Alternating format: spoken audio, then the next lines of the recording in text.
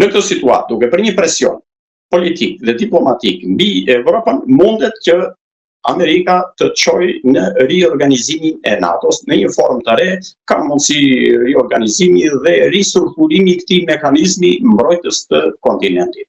Ne jemi interesuar që NATO të ekzistojë, sepse dihet që mbrojtja jonë është e lidhur me ekzistencën e NATO-s. Por unë kam shprehur edhe herë të tjera këtë mendim që edhe nëse NATO do të prishë, nuk do të ekzistojë, do të organizohet në atë farë shkallë sa është e pamundur për të realizuar detyrat e veta, ne do ta kemi mbrojtjen e Amerikës. Për shumë arsye që Amerika ka interesa në Ballkan dhe këto interesa në Ballkan do t'i realizojnë nëpërmjet kombit shqiptar, qoftë këtu, qoftë në Kosovë. Plus dhe në një agat tjetër, Kroaci etj, që Ballkani nuk do të lihet në influencë ruse, serbe, kineze etj. Këtë nuk e do Amerika dhe edhe sikur të prishën NATO, ne do kemi mbrojtjen e Amerikës, sidoqë dhe i puna. Vitin tjetër kemi vetën që të jemi në varësi të tjerëve. Vitin tjetër kemi dhe samitin e NATO-s që të organizohet në Tiranë, se ndoshta na vjen dhe Trumpi këtu. Çfarë nuk bëva ki? Mundet, por të shikojmë a do ekzistojë NATO deri vitin tjetër apo jo.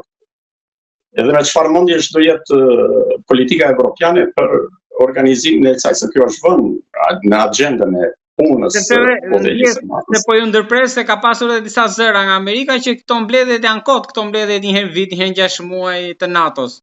Këto mbledhjet janë kot, mblidhen për të ngrënë dreka darka, për të bërë një muhabet, për të marrë me alishverishe të tjera dhe për të nxjerrë në një fond për interesat e tyre personale këta politikanët. Dihet, këto probleme nuk zgjidhen me mbledhje, me zbritje, me gjëra. Këto zgjidhen me vendime të caktuara, me që NATO është një organizëm ushtarak, këtë duhet ta zgjidhë shtabi i bashkuar i vendeve të NATO-s. Edhe për njerën politikanët që rrinë tërtitën në për kazinora, në për këto është i pa imagjinueshme që mund të zgjidhet nga këta njerëz. Ndërkohë që Vučić nga krau tjetër ka shënjestruar edhe një herë tjetër aleancën Kroaci-Kosovë në Shqipëri, duke thënë që ne jemi gati për luftë, edhe pse nuk e duam sipas tij. Kemi dhe armatime më të forta se Izraeli. Dhe në fakt kjo është e vërtetë se Serbia është fuqizuar shumë në vitet e fundit. Pra deklarata ka qenë e qartë kur ka thënë që nuk jemi më si në 1999. Vučić i bën punën e tij. Dhe në heshtje ka mbështetjen totale të Evropës. Kjo është e qartë. Të Evropës. Evropa e ka mbështetur vazhdimisht Serbinë. Të kemi parasysh se Serbia ka qenë 2 herë në shekullin e kaluar iniciatore e luftrave. E luftës parabotërore me atë incidentin që bëri në Sarajevo, nga ato organizata terroriste serbe, dhe me problemin tjetër të ngrushtit të shtetit në 1941 ndërhyrjen e Gjermanisë, Rusisë, Anglisë etj. Që i dha një hovë të ri luftës së dytë botërore. Dhe mund të jetë prapë iniciatore e kësaj dhe Evropa ka lidhje të vjetra diplomatike, politike, financiare me Serbinë dhe vazhdon të krejë bishtin Serbisë. Në kohë që Francën sidomos, që ka aleatën e vjetër. Domethënë Evropa bën se hiret që Vučići armatoset me raketa kineze, me avion kinez, tani po pret të marrë disa armatime të tjera të sofistikuara, mjete kibernetike, ku diun andaj këtej. Një ushtri me robot, ka thënë ai.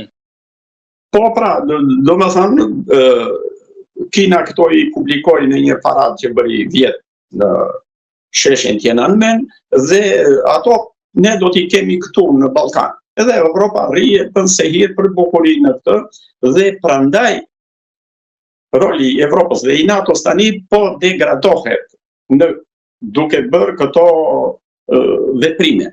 Dhe Amerika tani nuk i shef me interes këto gjëra, duke parë që Evropa po flet gjumë në këtë drejtim, po bën këto veprimet e tjera. Dhe natyrisht aftësia jonë mbrojtëse është pothuajse 0, Dhe ne shpresën kemi vetëm tek Amerika që ka një qëndrim serios ndaj problemeve të mbrojtjes dhe të çështjeve të konflikteve në Ballkan. Po, ndërkohë që ne jemi në atë gjendje, po pak ditë më parë kishim një marrëveshje për cilën e kemi folur më parë, po tani u finalizua me Italinë për prodhimin e anijeve në Pashaliman. Po si është puna tani aty, se tani e kanë turqit Pashalimanin, vinë italianët, si plus që keni besim që